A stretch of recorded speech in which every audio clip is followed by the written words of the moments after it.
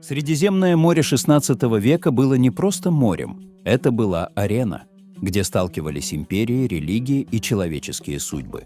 Здесь торговцы становились пиратами, пираты – адмиралами, а адмиралы – легендами. Одним из таких людей был Хайр-эддин Барбаросса, морской волк, дипломат, государственный деятель и человек, чье имя до сих пор произносится с уважением и страхом. Он родился на острове Лесбос примерно в 1478 году в семье воина Якуба, участника османского завоевания, и его жены Катерины, местной гречанки. У них было 4 сыновей – Исхак, Орудж, Хызыр и Ильяс. Именно Хызыр станет тем, которого позже мир узнает как легендарного Барбароссу. Рядом со старшими братьями он прошел путь от скромного морехода до властелина морей. Изначально братья занимались торговлей. Они плавали между островами, продавали керамику, масло и соль. Но Средиземное море тех лет было полем не торговли, а силы. Торговцы часто гибли от рук пиратов и сами, спасаясь, становились корсарами. Так и случилось с братьями Барбаросса. Старший, Орудж, был человеком решительным и безжалостным. Он первым стал пиратом, когда его торговое судно захватили мальтийские рыцари. Оруджу удалось бежать из плена, но прежний мир рухнул. Теперь он жил не торговлей, а морской добычей.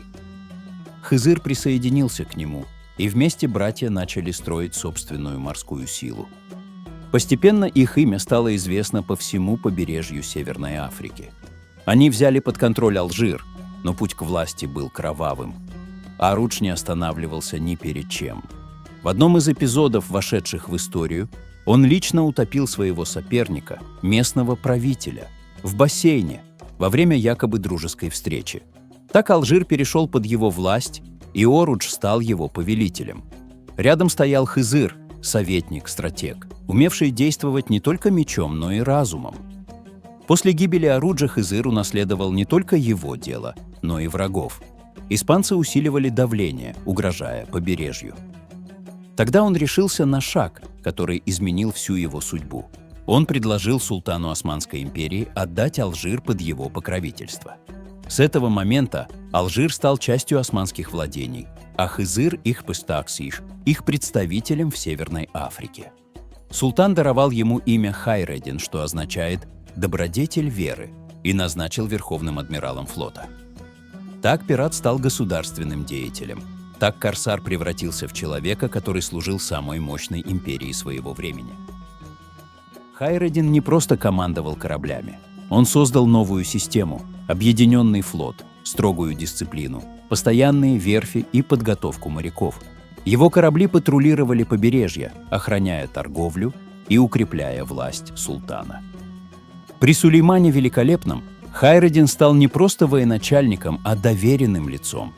Он участвовал в дипломатии, заключал союзы, поддерживал интересы империи в Европе и Африке. Именно по поручению Сулеймана он помог французскому королю Франциску I, предоставив флот Османской империи для совместных операций против Габсбургов. Это был беспрецедентный союз. Мусульманский адмирал действовал в интересах католического монарха. Таков был масштаб влияния Барбароссы. Но в жизни Хайр-эддина были страницы, в которых переплелись политика, страсть и придворные интриги. Одна из самых известных – история с Джулией Гонзагой. Эта итальянская аристократка из рода Гонзага считалась воплощением красоты и утонченности. Ее называли «жемчужиной Неаполитанского королевства». Когда слухи о ней достигли Стамбула, великий визирь Ибрагим, близкий сподвижник султана Сулеймана, велел Барбароссе доставить прекрасную Джулию к султану в качестве подарка и трофея. В 1534 году корабли Барбароссы подошли к берегам Неаполя. Корсары высадились у городка Фонди, где в ту ночь спала Джулия. Нападение было молниеносным. Город охватила паника, дома вспыхивали в огне, слышались крики. Барбаросса хотел захватить женщину живой и невредимой, но судьба распорядилась иначе. Разбуженная слугами, Джулия успела броситься к окну и, почти не раздумывая, выпрыгнула в одной ночной рубашке в сад. По легенде, она всю ночь пробиралась через лес, пока пираты прочесывали город, вырывая двери и перерывая каждый дом. Когда рассвело, Барбаросса приказал отступить. Добыча ускользнула.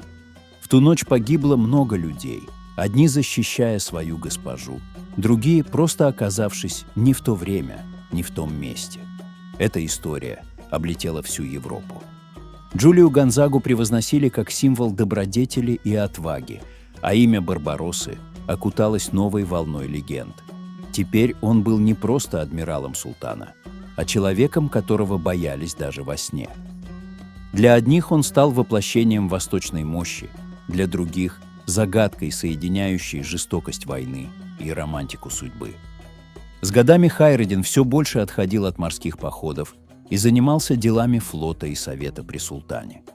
Его уважали не только как стратега, но и как мудрого наставника.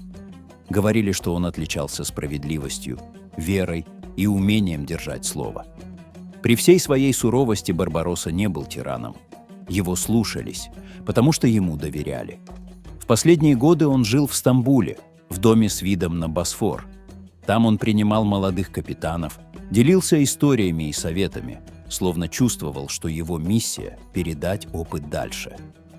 В 1546 году его не стало. Он был похоронен в Бешикташе, где позже воздвигли мавзолей. И по сей день османские моряки начинают сезон, отдавая честь у его гробницы, как символу морской славы и мужества. Хайреддин Барбаросса оставил след, который не стерли века. Он изменил представление о власти на море, превратив пиратскую силу в государственный инструмент. Он стал мостом между варварской жестокостью и государственной мудростью. Для Европы он остался морским дьяволом, для османов – героем, для истории – человеком, доказавшим, что судьба может вознести любого, кто умеет держать курс даже в бурю.